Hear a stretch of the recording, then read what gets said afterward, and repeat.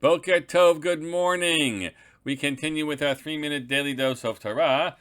Continuing also we began yesterday, discussion of tzedakah as firstly as it emerges from the Torah portion of this for this week from Parshat Re'eh.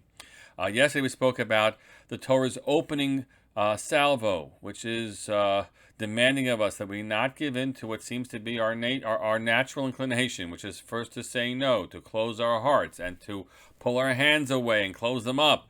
And so the Torah tells us you may not do that. And then it goes on to and it concludes the same way. So it is a well-crafted set of psukim. But it goes on to say in Pasuk Chet, in verse 8, in chapter 15, Ki patoach tiftach et yadcha lo, you must certainly open up your hand to him. V'ha'avet tavitenu de machsoro sheyachsar lo. And you have to provide this person everything that he's lacking. De machsoro sheyachsar lo.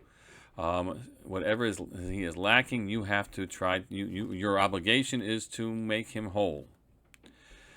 But interestingly, the Torah's discussion here is around a specific way in which you're going to do that. And Have Tavitenu is about lending money. And the Torah here is describing assistance to the poor, which isn't a handout, which is just a giveaway, which is also a mitzvah to do. But the Torah's discussion here is a different type of relationship in which you're going to lend money to a fellow Jew who's in need, who's down and out, and it's a healthier system in principle, in which you are hopefully setting this person back on track, and then he'll be able to repay you.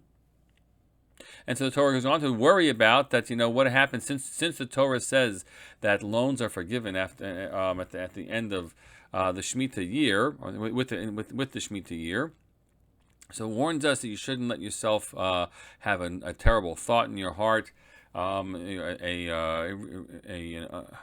base thought, saying that, well, it's getting close to the Shemitah year and I'm not going to see the money back, etc., etc.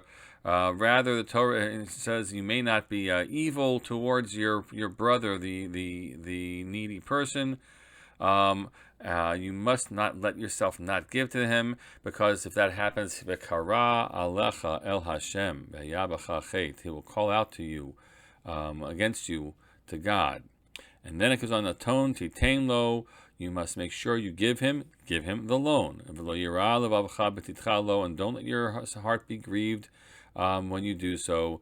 It's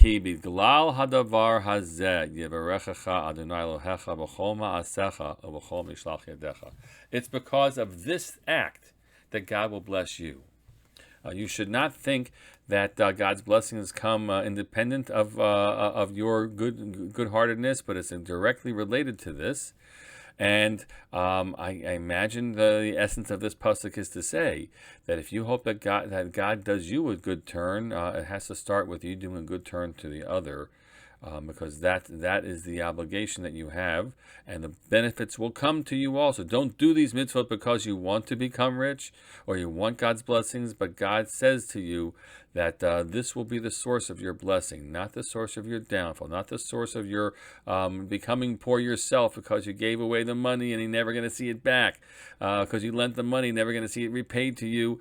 God promises, in essence, that you will be blessed indeed in all that you do. B'chol mishlach yadecha, everything you send forth your hand to do. May this be a day of blessing when we care for others, assist others, and we receive the blessings that come our way in response. Have a great day.